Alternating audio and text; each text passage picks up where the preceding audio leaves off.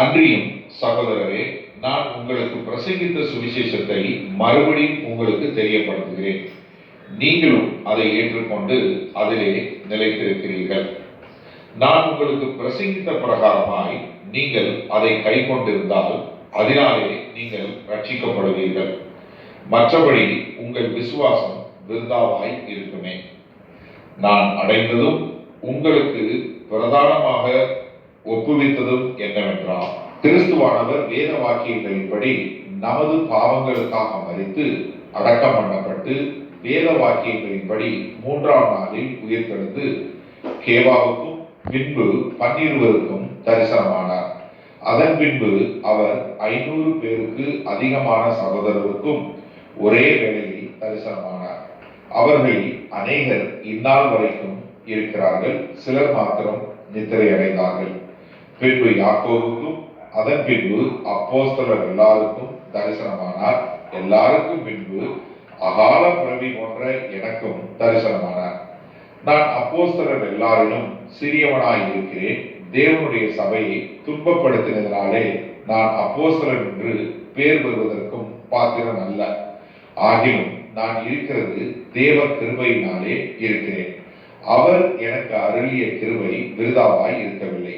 அவர்கள் எல்லாரிலும் நான் அதிகமாய் பிரயாசப்பட்டேன். ஆகிலும் நான் அல்ல, என்னுடனே இருக்கிற தேவ கிருபையே அப்படி செய்தது. ஆகையால் நானாகிலும் அவர்களாகிலும் இப்படி பிரசங்கித்து வருகிறோம். நீங்களும் இப்படியே விசுவாசித்திருக்கிறீர்கள். கிறிஸ்து மரித்தோரிலிருந்து எழுந்தார் என்று பிரசங்கிக்கப்பட்டிருக்க மரித்தோரின் உயிர்த்தெழுதல் இல்லை என்று உங்களில் சிலர் எப்படி சொல்லலாம்?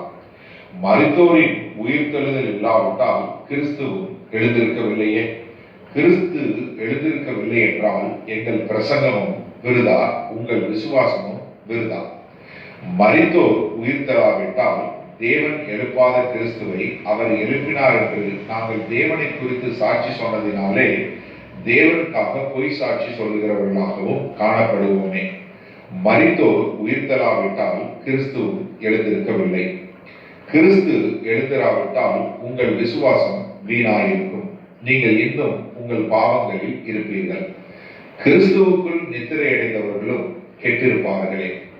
இம்மைக்காக மாத்திரம் நாம் கிறிஸ்துவின் மேல் நம்பிக்கையுள்ளவர்களாய் இருந்தால் எல்லா மனுஷரை பார்க்கிலும் பரிதவிக்கப்படத்தக்கவர்களாய் இருப்போம். கிறிஸ்துவே மரித்தோரில் இருந்து எழுந்து நித்திரை அடைந்தவர்களில் முதற் பலனானார். மனுஷனால் மரணம் உண்டானபடியால் மனுஷனால் மரித்தோரின் உயிர்த்தெழுதலும் உண்டாயிற்று. ஆதாமுக்குள் எல்லாரும் மரிக்கிறது போல கிறிஸ்துவுக்குள் எல்லாரும் உயிர்ப்பிக்கப்படுவார்கள். அவனவன் தன் தன் வரிசையிலே உயிர்ப்பிக்கப்படுவான். முதற் பலனானவர் கிறிஸ்து. பின்பு அவர் வருகையில் அவருடையவர்கள் உயிர்ப்பிக்கப்படுவார்கள். அதன் பின்பு முடிவு உண்டாகும். அப்பொழுது அவர் சகல துரைத்தனத்தையும் சகல அதிகாரத்தையும் வல்லமையும் பரிகரித்து தேவனும் பிதாவுமாயிருக்கிறவருக்கு ராஜ்யத்தை ஒப்புக் கொடுப்பார். எல்லா சத்துருக்களையும் தமது பாதத்திற்கு கீழாக்கி போடும் வரைக்கும் அவர் ஆளுகை செய்ய வேண்டியது. பரிகரிக்கப்படும் கடைசி சத்துரு மரணம். சகலத்தையும் அவருடைய பாதத்துக்கு கீழ்ப்படுத்தினாரே. ஆகிலும் சகலமும் அவருக்கு கீழ்ப்படுத்தப்பட்டதென்று சொல்லி இருக்கும் போது சகலத்தையும் அவருக்கு கீழ்ப்படுத்தினவர் கீழ்ப்படுத்தப்படவில்லை என்பது வெளியரங்கமாயும் இருக்கிறது. சகலமும் அவருக்கு கீழ்ப்பட்டிருக்கும் போது தேவனே சகலத்திலும் சகலமுமாய் இருப்பதற்கு குமாரன் தாமும் தமக்கு சகலத்தையும் கீழ்ப்படுத்தினவருக்கு கீழ்ப்பட்டிருப்பார். மேலும் மரித்தோர் உயிர்த்தெழாவிட்டால் மரித்தவர்களுக்காக ஞானஸ்நானம் பெறுகிறவர்கள் என்ன செய்வார்கள்? மரித்தவர்களுக்காக ஏன் ஞானஸ்நானம் பெறுகிறார்கள்? நாங்களும் ஏன் எந்நேரமும் நாச மோசத்திற்கு ஏதுவாய் இருக்கிறோம்? நான் அனுதினமும் சாகிறேன். அதை நம்முடைய கர்த்தராகிய இயேசு கிறிஸ்துவினால் உங்களை குறித்து நான் பாராட்டுகிற மேன்மையை கொண்டு சத்தியமாய் சொல்லுகிறேன். நான் எபேசுவிலே துஷ்ட மிருகங்களுடனே போராடினேன் என்று மனுஷர் வழக்காய் சொல்லுகிறேன். அப்படி போராடினதினாலே எனக்கு பிரயோஜனம் என்ன? மரித்தோர் உயிர்த்தெழாவிட்டால் புசிப்போ குடிப்போ நாளைக்கு சாவோம் என்று சொல்லலாமே. மோசம் போகாதிருங்கள். ஆகாத சம்பாசனைகள் நல்லொழுக்கங்களை கெடுக்கும். நீங்கள் பாவம் செய்யாமல் நீதிக்கேற்க விழித்துக் கொண்டு தெளிந்தவர்களாயிருங்கள். சிலர் தேவனை பற்றி அறிவில்லாதிருக்கிறார்களே. உங்களுக்கு வெட்கமுண்டாக இதை சொல்கிறேன். ஆகிலும் மரித்தோர் எப்படி எழுந்திருப்பார்கள்? எப்படிப்பட்ட சரீரத்தோடே வருவார்கள் என்று ஒருவர் சொல்வானாகில், புத்தியீனனே, நீ விதைக்கிற விதை செத்தாலொழிய உயிர்க்க மாட்டாதே. நீ விதைக்கிற போது இனி உண்டாகும் மேனியை விதையாமல் கோதுமை அல்லது மற்றொரு தானியத்தினுடைய வெறும் விதையையே விதைக்கிறார். அதற்கு தேவன் தமது சித்தத்தின்படியே மேனியை கொடுக்கிறார். விதை வகைகள் ஒவ்வொன்றிற்கும் அதற்கேற்ற மேனியை கொடுக்கிறார். எல்லா மாம்சமும் ஒரே விதமான மாம்சம் அல்ல. மனுஷருடைய மாம்சம் வேறே, மிருகங்களுடைய மாம்சம் வேறே, மச்சங்களுடைய மாம்சம் வேறே, பறவைகளுடைய மாம்சம் வேறே. வானத்துக்குரிய மேனிகளும் உண்டு, பூமிக்குரிய மேனிகளும் உண்டு. வானத்துக்குரிய மேனிகளுடைய மகிமையும் வேறே, பூமிக்குரிய மேனிகளுடைய மகிமையும் வேறே. சூரியனுடைய மகிமையும் வேறே, சந்திரனுடைய மகிமையும் வேறே, நட்சத்திரங்களுடைய மகிமையும் வேறே. மகிமையிலே நட்சத்திரத்துக்கு நட்சத்திரம் விசேஷித்திருக்கிறது. மரித்தோரின் உயிர்த்தெழுதலும் அப்படியே இருக்கும். அழிவுள்ளதாய் விதைக்கப்படும், அழிவில்லாததாய் எழுந்திருக்கும். கனவீனம் உள்ளதாய் விதைக்கப்படும், மகிமை உள்ளதாய் எழுந்திருக்கும். பலவீனம் உள்ளதாய் விதைக்கப்படும், பலமுள்ளதாய் எழுந்திருக்கும். ஜென்ம சரீரம் விதைக்கப்படும், ஆவிக்குரிய சரீரம் எழுந்திருக்கும். ஜென்ம சரீரமும் உண்டு, ஆவிக்குரிய சரீரமும் உண்டு. அந்தபடியே முந்தின மனுஷனாகிய ஆதாம் ஜீவாத்துமாவானான் என்று எழுதியிருக்கிறது. பிந்தின ஆதாம் உயிர்ப்பிக்கிற ஆவியானார். ஆகிலும் ஆவிக்குரிய சரீரம் முந்தினதல்ல, ஜென்ம சரீரமே முந்தினது. ஆவிக்குரிய சரீரம் பிந்தினது. முந்தின மனுஷன் பூமியிலிருந்து உண்டான மண்ணானவர். இரண்டாம் மனுஷன் வானத்திலிருந்து வந்த கர்த்தர். மண்ணானவன் எப்படிப்பட்டவனோ மண்ணானவர்களும் அப்படிப்பட்டவர்களே. வானத்துக்குரியவர் எப்படிப்பட்டவரோ வானத்துக்குரியவர்களும் அப்படிப்பட்டவர்களே. மேலும் மண்ணானவனுடைய சாயலை நாம் அணிந்திருக்கிறது போல வானவருடைய சாயலையும் அணிந்து கொள்ளுவோம். சகோதரரே, நான் சொல்லுகிறது என்னவெனில், மாம்சமும் இரத்தமும் தேவனுடைய ராஜ்யத்தை சுதந்திரிக்க மாட்டாது. அழிவுள்ளது அழியாமையை சுதந்திரிப்பதும் இல்லை. இதோ ஒரு ரகசியத்தை உங்களுக்கு அறிவிக்கிறேன். நாம் எல்லோரும் நித்திரை அடைவதில்லை. ஆகிலும் கடைசி எக்காலம் துணிக்கும் போது ஒரு நிமிஷத்திலே, ஒரு இமை பொழுதிலே நாம் எல்லாரும் மறுரூபமாக்கப்படுவோம். எக்காலம் துணிக்கும், அப்பொழுது மரித்தோர் அழிவில்லாதவர்களாய் எழுந்திருப்பார்கள். நாமும் மறுரூபமாக்கப்படுவோம்.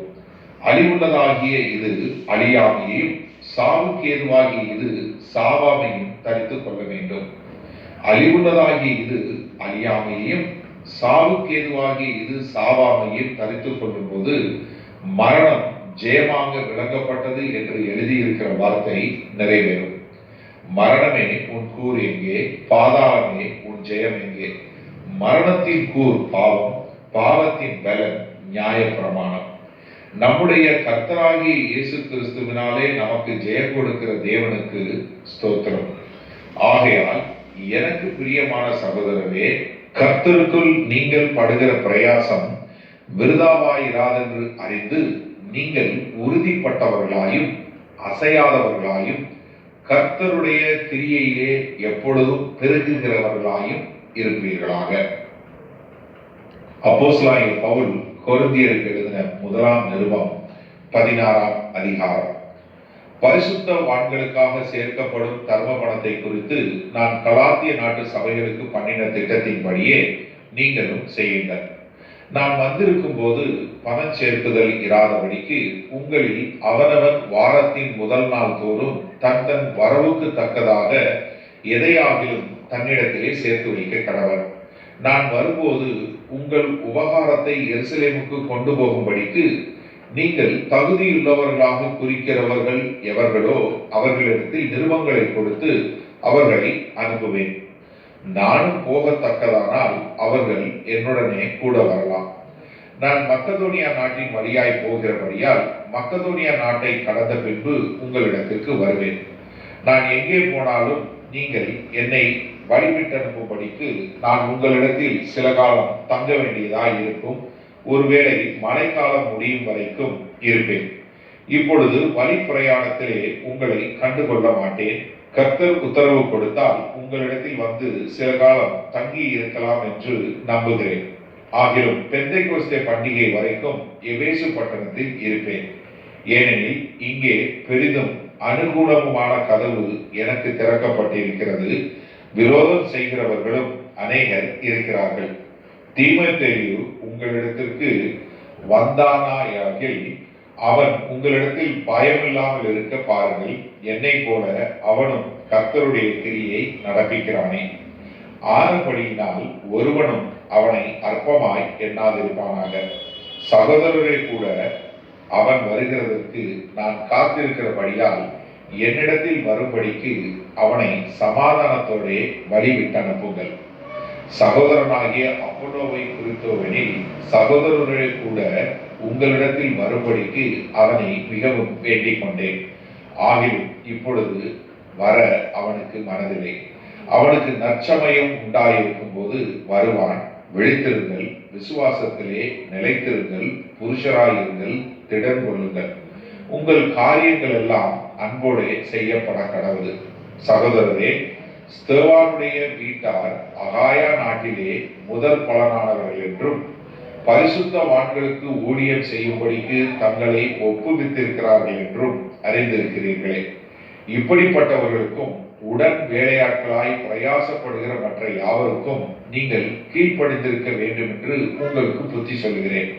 ஸ்தேவான், பொர்த்தனாத்து, அகாயாக்கு என்பவர்கள் வந்ததற்கு சந்தோஷமாய் இருக்கிறேன். நீங்கள் எனக்கு செய்ய வேண்டியது இருந்ததை அவர்கள் செய்திருக்கிறார்கள். அவர்கள் என் ஆவிக்கும் உங்கள் ஆவிக்கும் ஆறுதல் செய்தார்கள். இப்படிப்பட்டவர்களை அங்கீகாரம் பண்ணுங்கள். ஆசியா நாட்டில் உள்ள சபையார் உங்களை வாழ்த்துகிறார்கள். ஆக்கில்லாவும் பிரிஸ்கில்லாவும் தங்கள் வீட்டிலே கூடுகிற சபையோடு கூட கர்த்தருக்குள் உங்களை மிகவும் வாழ்த்துகிறார்கள். சகோதரர் எல்லாரும் உங்களை வாழ்த்துகிறார்கள். ஒருவரை ஒருவர் பரிசுத்த முத்தத்தோடே வாழ்த்துங்கள். பவுலாகிய நான் என் கையெழுத்தாலே உங்களை வாழ்த்துகிறேன். ஒருவன் கர்த்தராகிய இயேசு கிறிஸ்துவனிடத்தில் அன்பு கூறாமல் போனால் அவன் சபிக்கப்பட்டவனாய் இருக்க கடவன். கர்த்தர் வருகிறார். கர்த்தராகிய இயேசு கிறிஸ்துவனுடைய கிருபை உங்களுடனே கூட இருப்பதாக. கிறிஸ்து இயேசுவுக்குள்ளான என்னுடைய அன்பு உங்கள் எல்லோரோடும் கூட இருப்பதாக. ஆமென்.